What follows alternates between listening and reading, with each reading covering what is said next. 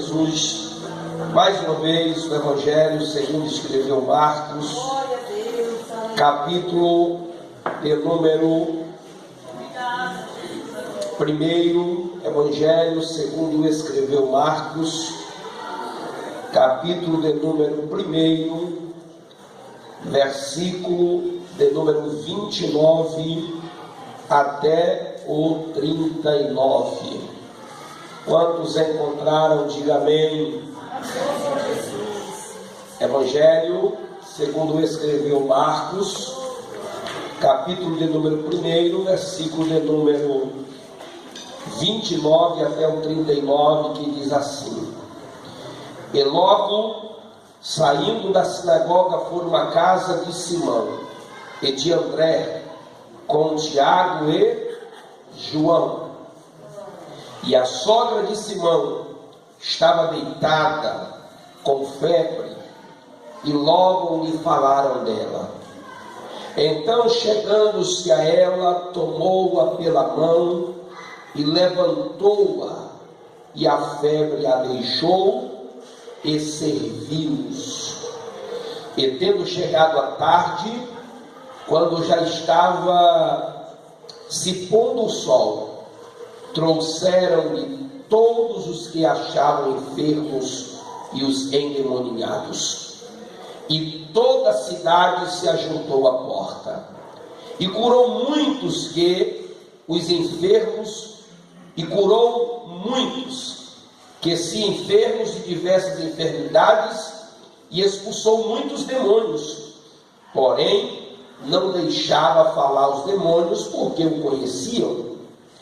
E levantando-se de manhã muito cedo, estando ainda escuro, saiu e foi para um lugar deserto, e ali orava. E seguiram Simão e os que com ele estavam. E achando-o, lhe disseram: Todos te buscam. E ele lhes disse: Vamos às aldeias vizinhas, para que eu ali também pregue, porque para isso eu vim. E pregava nas sinagogas deles por toda a Galileia, e expulsava os demônios. Amém? Glória a Deus. Queridos, nós estamos nessa nossa série, analisando aqui o Evangelho segundo escreveu Marcos.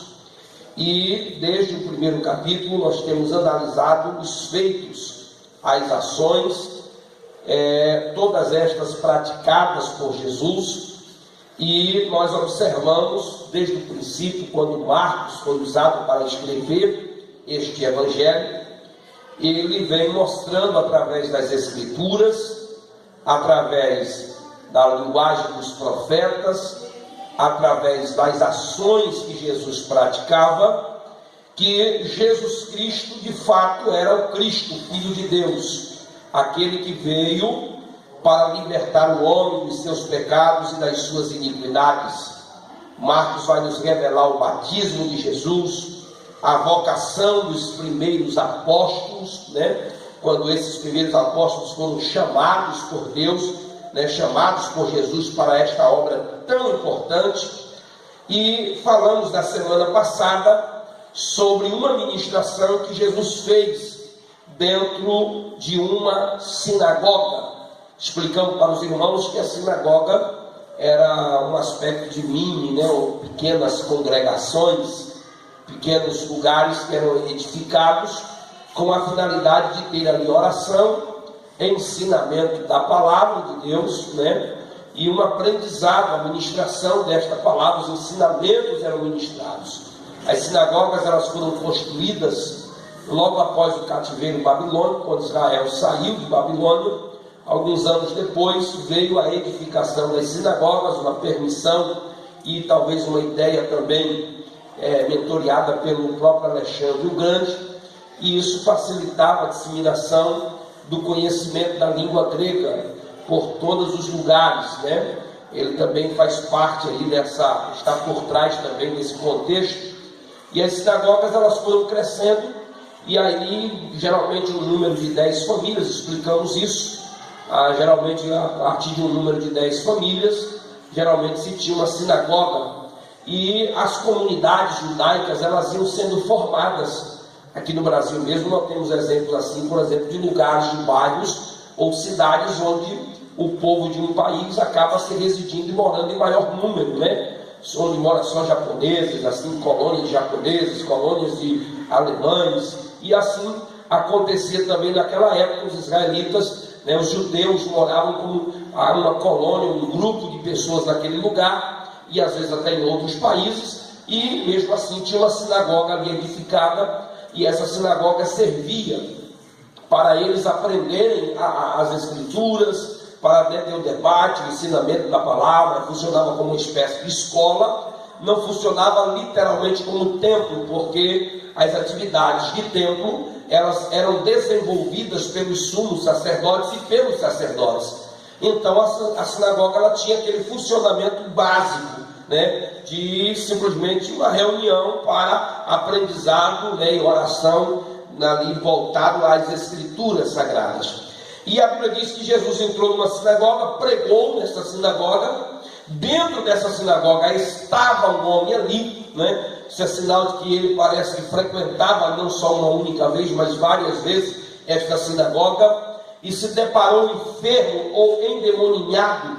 E a Bíblia diz que Jesus, pelo poder da sua palavra, ministrou a libertação sobre a vida deste homem, e saiu dali e foi para casa. E o texto diz aqui onde nós lemos, que logo ele saindo, então percebemos que tudo isso se deu em um único dia. Jesus pela manhã bem cedo, num dia de sábado, entra numa sinagoga e vai ministrar a palavra do Senhor. Provavelmente perto do meio-dia, ele sai. Era geralmente uma refeição de confraternização, uma refeição, né, um tanto mais organizada, mais bem preparada para o sábado. Eles saíam ali e iam diretamente para as casas. E a Bíblia diz que Jesus foi para a casa de Pedro. Era muito comum naquela época o povo morar muito agregado com muita gente, né? Morar sogro, sogra, né? Morar ali os filhos, filhas, aquele povo todo junto. Pelo que se percebe, Pedro morava junto com a sogra. Então viver com sogra não é tão difícil assim, né? Pedro morou com a sua sogra e estavam juntos ali na mesma casa, no mesmo recinto. E a Bíblia diz que então Jesus logo em seguida se dirige para esta casa, e ele chega na casa de Simão. Geralmente as casas não eram de uma arquitetura tão sofisticada como as casas hoje, de um lugar mais amplo. Geralmente as casas eram lugares pequenos, com entradas pequenas, poucas janelas, não de muitas janelas, né? Algumas, quando eram de uma condição maior, eles batiam como se fosse uma espécie de laje, era feito um sobrado, chamado assim, e usava a parte de cima para uma área mais ampla, para, né, alguma confraternização. Mas geralmente as casas eram pequenas, feitas de barro, né, construídas ali com alguns tijolos. E a Bíblia diz que Jesus entra na casa de Pedro, e ele agora encontra uma destas pessoas que estava enferma. O texto diz que ela estava deitada. Naquela época em que dizia que alguém estava com febre, geralmente já se pensava na pior ou numa enfermidade terrível. A gente sabe hoje, por meio de algumas informações, que a febre, ela não é necessariamente uma doença, ela é um sintoma de uma doença, ela é a manifestação de alguma enfermidade que está no corpo. Geralmente a febre, ela está denunciando que alguma coisa no corpo não está bem. Mas naquela época, a febre ainda, né, como uma manifestação de algum problema no corpo, ela podia ser oriunda de alguns tipos, né, de enfermidades que se pegavam. Afinal de contas, eles moravam próximo ao Jordão, uma região de pântano, morava próximo ao lago ali, né, de Cafarnaum, aquele grande lago, e era muito possível se contrair alguns tipos de enfermidade por meio de mosquitos. E aí a febre só tinha dois tipos de defini-la: ou é febre baixa, ou é febre alta, né? Ou é pouca, ou é muito. E alguns textos diziam que era um fogo, chamava essa febre de fogo, né?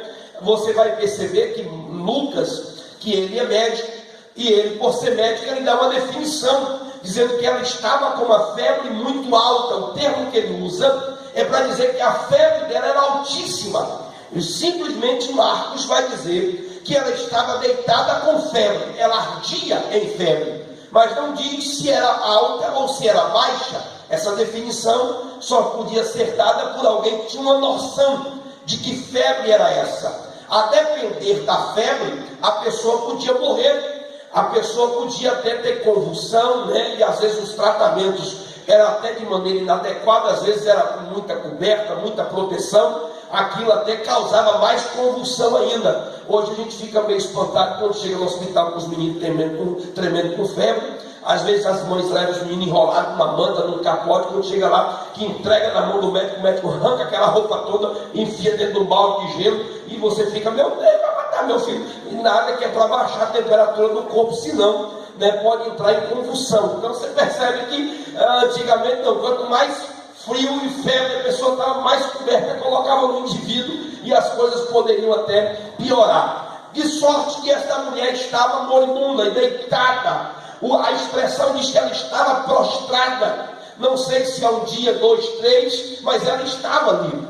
E a Bíblia diz que Jesus deixa o templo e se dirige até a casa de Pedro, ou a casa onde Pedro residiu, onde a sua sogra morava. Você percebe que Jesus dá uma atenção a esta mulher que estava enferma. Aqui se tratava de uma enfermidade em particular, numa casa, um lugar que não era público, um lugar mais privado, mais particular. Jesus deu atenção àquele homem público, como também deu atenção a esta mulher em particular. Veja que Jesus não faz uma certa discriminação, uma ideia de querer abençoar ou atender somente aquele que estava no templo. Tanto no templo como em casa, Jesus também estava disposto a operar e manifestar a sua graça. E o que me chama a atenção é que o texto diz que eles intercederam ou falaram dela para Jesus. Falaram que ela estava enferma.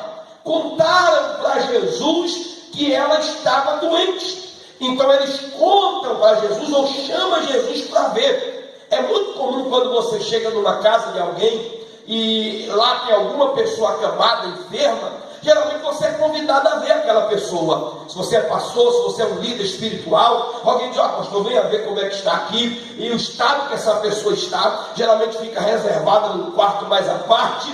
Ou às vezes quando é uma pessoa que você está lá dando como que em estado terminal, que não tem esperança mais para aquela pessoa, geralmente não quer nem se mostrar para ver como a pessoa está, prefere deixar ela em particular. Mas o texto diz que Jesus entrou na casa, provavelmente não estava visível ali diante aos seus olhos, mas logo lhe falaram dela. O texto não diz quem foi que falou, mas diz que falou dela para Jesus. Jesus ficou sabendo do problema que aquela família estava enfrentando. Está entendendo a palavra? Você precisa falar para Jesus. Não sei qual é o seu problema, não sei qual é a sua enfermidade, não sei o que tem trazido transtorno, problemas, dificuldades. Se percebe que era uma mulher por demais ativa, pois logo a cura, ela voltou às suas atividades e passou a servi-los. Então se percebe que era alguém importante para aquela casa, para aquela família. Imagine uma mãe, uma dona de casa, uma senhora, né, está prostrada sem poder cuidar da sua casa, sem poder cuidar dos seus filhos, sem poder cuidar da sua família, prostrada. Então aquilo ali estava trazendo transtorno para aquela família. Mas alguém contou para Jesus o que estava enfrentando. Alguém contou para Jesus o que estava passando. Eu não sei se esta noite você já contou para Jesus o que você está enfrentando. Se você já falou para Ele o seu problema. Se você já contou para Jesus acerca desta pessoa que está deitada e prostrada sem conseguir se levantar. Se ainda não falou, dá tempo de falar. Abre a boca santa, conta para Jesus, porque Ele conhece, mas Ele quer ouvir você falar, Ele quer ouvir você clamar, Ele quer ouvir você interceder por essa pessoa, para que Ele possa fazer um milagre na sua vida e na sua casa, em nome de Jesus. Às vezes nós não oramos, às vezes não apresentamos para Deus as nossas causas, às vezes corremos ao médico, corremos a pessoas, corremos atrás do advogado, corremos atrás de quem quer que seja, mas esquecemos de convidar Jesus. Talvez os discípulos já chamaram Jesus para a sua casa, dizer: vamos hoje almoçar com a gente, porque lá no templo já viu ele expulsando o demônio, já viu ele tendo poder sobre as enfermidades. Então disse: ele tem que ir lá em casa. Lá em casa tem um problema que ele precisa resolver. Ele precisa ir à minha casa também. Aleluia. Ele também precisa ir na minha família. Ele também precisa visitar os meus. Ele também precisa visitar a minha família, os meus parentes também. Então, meu querido, você está aqui na igreja, já ouviu a palavra, está sendo edificado, mas talvez tenha alguém que está na tua casa que precisa que Jesus vá lá, precisa de uma visita da parte de Jesus, precisa de uma cura da parte de Jesus. Então, se você ainda não falou dele para Jesus agora, ou de Jesus para ele, comece a tomar uma atitude e comece a interceder, e ele vai fazer a cura, porque ele é poderoso e tem poder para fazer um milagre na sua vida e na sua família. Quantos estão recebendo esta palavra? Diga glória a Deus. Aleluias. Às vezes nós saímos para a igreja, vamos até o templo, vamos pescar, vamos fazer as nossas atividades, acompanhamos Jesus, mas Deus sabe como está a nossa casa, Deus sabe como está a nossa família, Deus sabe como estão os nossos, né? Pedro estava aqui no ministério seguindo Jesus, mas havia um parente seu enfermo, havia um parente seu que estava prostrado. Ele está no templo, Jesus prega, ministra, sai do templo e vai para a casa deles. E quando chega, eles dizem: Jesus, tem um problema aqui que o senhor precisa resolver. Tem uma pessoa aqui que o senhor precisa conhecer. Tem uma pessoa aqui que o senhor precisa tomar conhecimento dela. E Jesus passa a conhecer esta mulher. E o texto diz que ele, se inclinando sobre ela, tomou-a pela mão e a colocou de pé. E o texto diz que logo após, a febre saiu dela. Ela ficou curada imediatamente. Glória a Jesus. Conta para Jesus.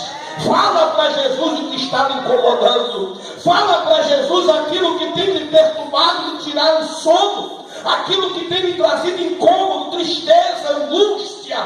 Chega para Jesus e diga: Jesus, eu não aguento. Fala com ele, diga para ele: isso está me deixando sem paz, sem calma, isso tem me trazido angústia. Coloca na mão de Jesus, fala com Jesus, e ele tem poder de tomar pela mão e resolver, porque ele é o meu Cristo, é o teu Cristo, é o meu Deus, é o seu Deus. Ele é o Senhor que pode todas as coisas. Me ajude a pregar e diga para quem está do teu lado: conta para Jesus. Diga para ele: conta para Jesus. Conta para Jesus a tua dor, a tua dificuldade, a tua angústia, o teu problema. Aleluia. Jesus inclinou-se sobre aquela mulher e a tomou pela mão e a afirmou de pé. O texto mostra que parece que Jesus não disse assim: sai a febre, e ela se levantou.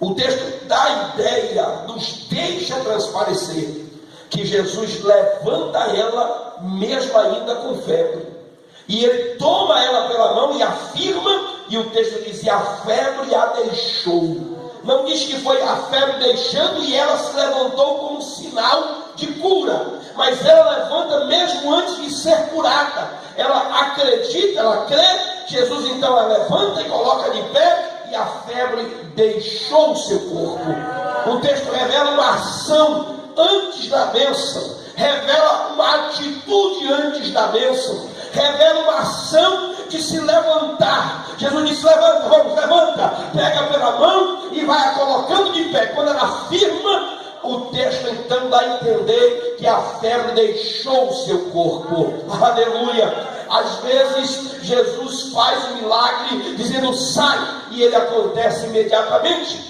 Mas às vezes a nossa ação em fazer o que ele está mandando resulta na cura e resulta no milagre. Está entendendo a palavra? Às vezes Deus faz o milagre antes, para depois nós termos uma ação. Mas às vezes Ele diz: eu quero primeiro a ação, para depois eu fazer o milagre. Aleluia. Talvez isso está acontecendo com você. Você pode ter saído de casa até sentindo uma dor, uma enfermidade, mas eu declaro em nome de Jesus, pelo poder da palavra, não porque eu posso, mas porque Ele pode. Só a ação de você chegar aqui, Jesus já pode começar a manifestar a cura, repreender os sintomas e você sair daqui curado para a glória do nome de Jesus Cristo. Quantos creem no poder desta palavra? Aleluia. Às vezes Deus quer uma ação da nossa parte.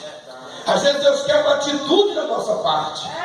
A gente fica às vezes enfermo, quer uma cura, quer uma bênção, mas não tem coragem de começar a agir, de começar a tomar uma posição, dizer: não, eu não aceito essa enfermidade, ou doente ou não eu vou, ou enfermo ou não eu vou fazer, eu vou realizar, e Deus vai me curar lá na sua obra, na sua casa, na sua presença. E ela ficou de pé.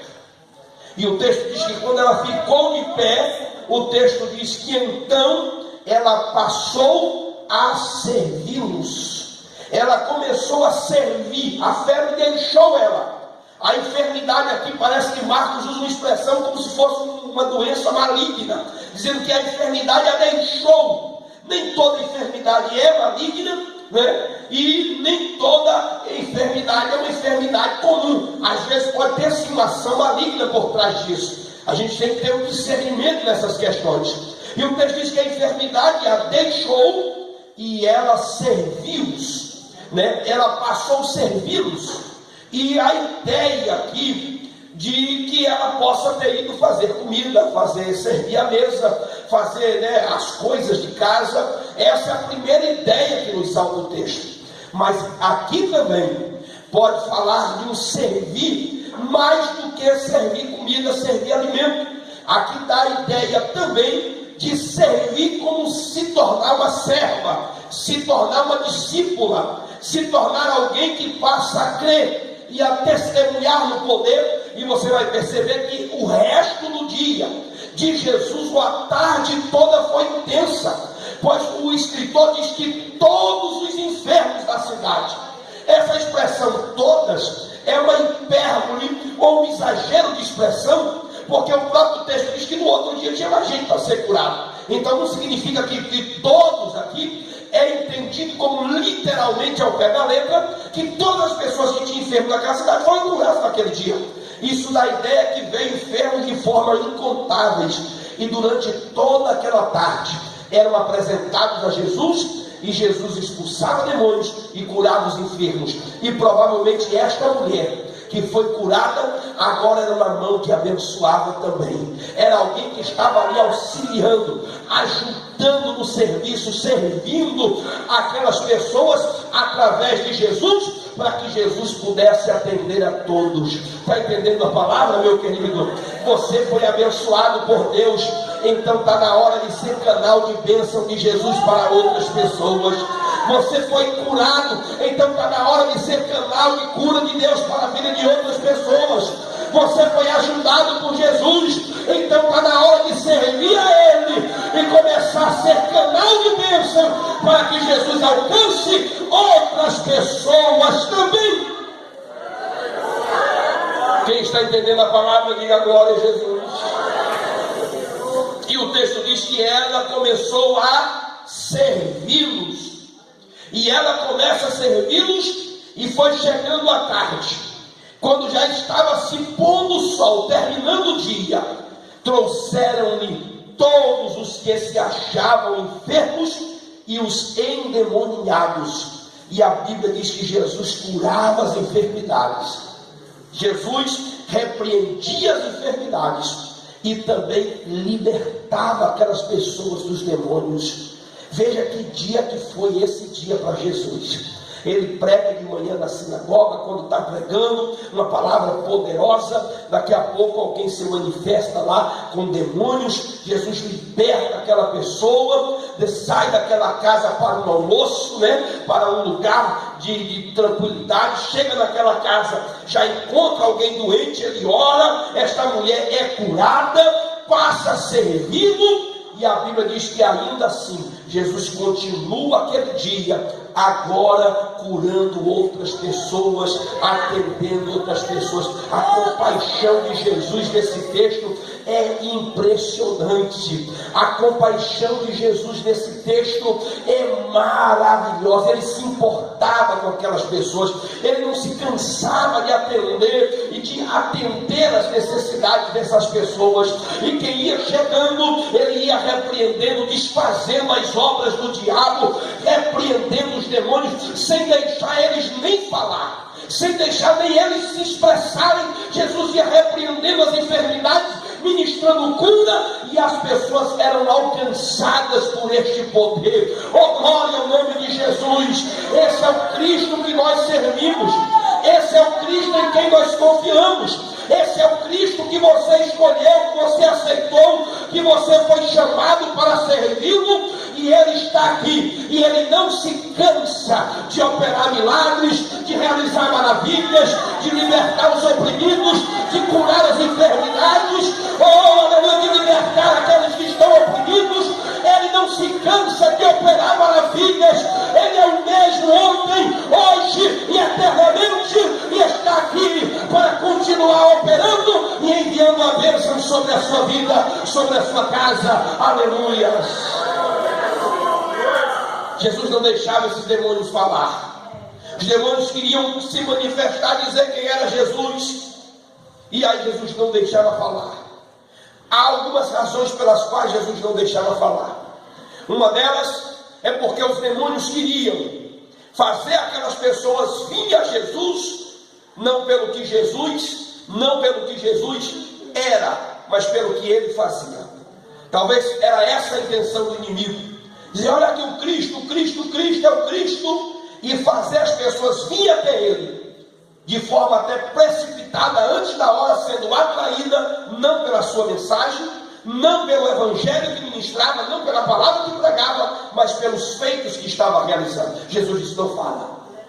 Talvez os inimigos, o próprio diabo, queria atrapalhar o ministério de Jesus, o revelando como Cristo antes da hora, porque havia um plano.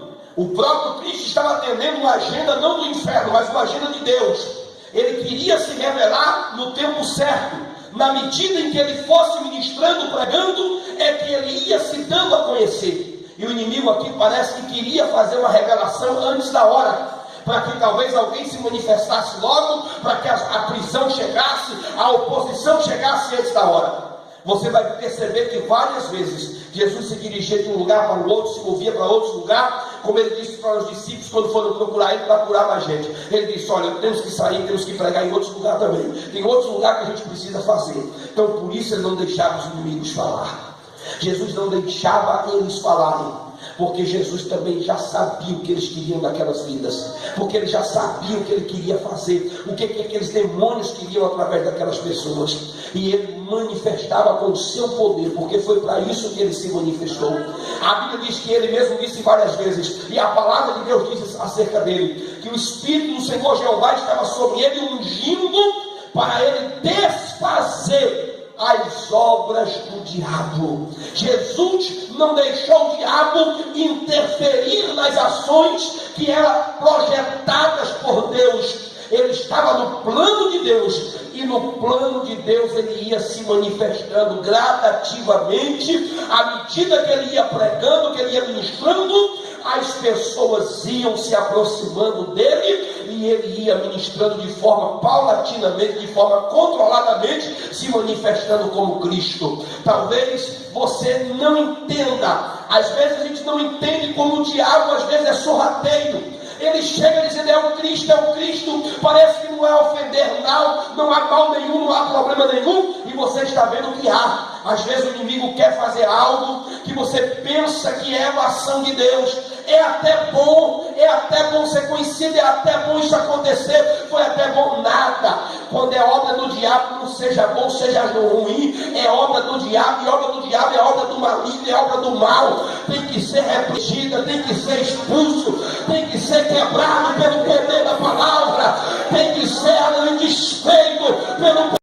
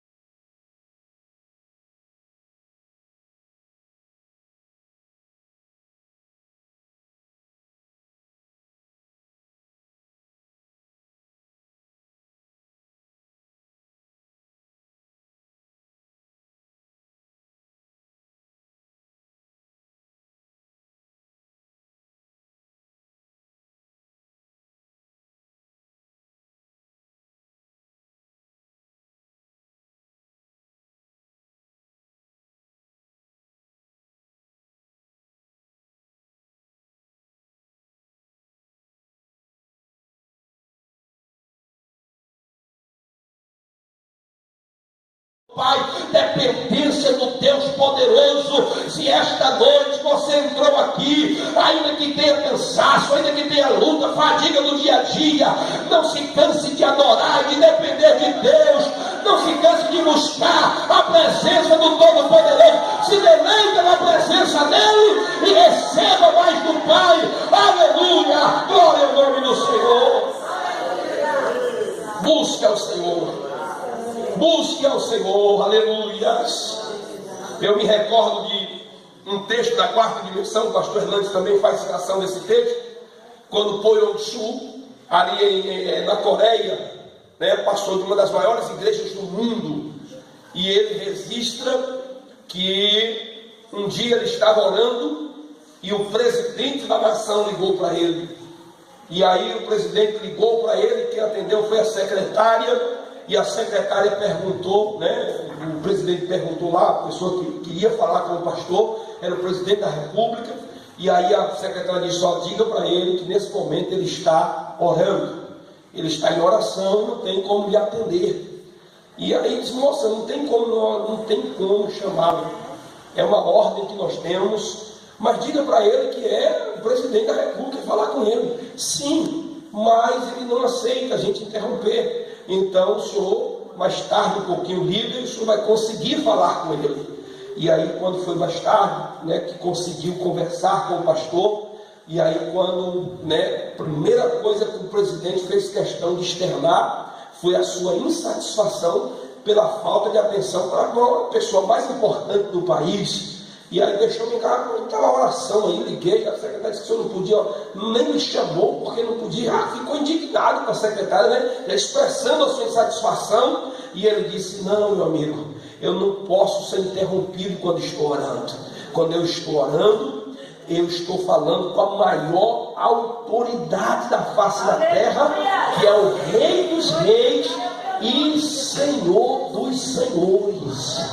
Quando eu estou falando com ele, não tem ninguém que interrompe o meu momento com ele. É ordem expressiva minha. Não foi a secretária que não quis. Não, é ordem minha, e esta ordem não pode ser violada. Quando eu estou falando com o Todo-Poderoso, é o Todo-Poderoso. Era isso que Jesus fazia. Ele curava, ele repreendia os demônios, ele fazia tudo, mas levantava-se bem cedo, ainda escuro, saiu e foi para um lugar a sós, para um deserto, para falar com Deus. Aleluia! Ele podia dizer: não preciso ir, é só manifestar o poder em público diante de todos, está de bom tamanho. Esse particular ninguém sabe. Não, meu irmão, Jesus era aquele que ele fazia questão de, em particular, sozinho, na calada da noite, quando ninguém via, quando ia perceber, ele já tinha saído, os discípulos tiveram que sair procurando ele, porque ele estava parado sozinho, num lugar, a sós, falando com aquele que tinha lhe enviado, com aquele que tinha lhe mandado fazer uma obra desta terra. Aleluia! Nós somos dependentes de Deus. Se Jesus, sendo homem e também Deus, ser superior a nós, orou e buscou o Pai, quanto mais a mim e a você. Nós é que somos dependentes mesmo. Se vamos cantar, temos que orar. Se vamos pregar, temos que orar. Tudo que vamos fazer para o Pai, temos que estar na dependência dEle, buscando a Ele. Seja dependente de Deus e Ele vai te usar mais ainda para a glória do seu nome. Quantos estão recebendo esta palavra? Diga glória a Jesus. Oh, glória a Jesus. Aí os discípulos saíram procurando ele, foram num canto procurando, e encontraram orando. E quando o acharam, disse: o senhor precisa voltar. Está todo mundo te buscando, tem um monte de gente lá na porta agora querendo que o senhor atenda de novo. E aí Jesus olha para os seus discípulos e disse: nós vamos agora às aldeias vizinhas, para que eu ali também pregue, porque foi para isso que eu vim. Jesus disse: não tem negócio de ficar só aqui sendo um astro, uma atenção, só para gerar cura, milagres. Eu preciso também pregar, porque foi para isso que eu vim. Jesus não abria mão da exposição das Escrituras. Jesus não abria mão de pregar a palavra de Deus, de ministrar o Evangelho aos perdidos, de ministrar o Evangelho àqueles que estão cativos e oprimidos. Jesus não se cansa de pregar esta palavra, de ministrar esta mensagem, de falar desta mensagem. Jesus sempre deu espaço no seu ministério, porque ele diz: foi para isso que eu vim, para pregar esta palavra, para ministrar esta palavra ao coração dos homens. E às vezes, uma palavra como esta, ou a mensagem do Senhor, tem sido tão negligenciada em nossos cultos no Brasil. Às vezes, em muitos lugares, se dá prioridade a tudo e o tempo da mensagem é cortado, é reduzido como se não fosse algo que está dentro da programação. Se nós temos um culto que é 2 horas, geralmente os nossos cultos da nossa igreja é 2 horas, então nós temos um tempo para louvor, um tempo para o ofertório, para as canções, para as músicas, para as apresentações, mas chega na hora, vamos ouvir a mensagem de Deus. Aqui nas nossas festas, vocês sabem do que eu estou falando. Eu fico preocupadíssimo quando estou dirigindo um trabalho. Se tiver que cortar atividades aí, a gente corta das programações.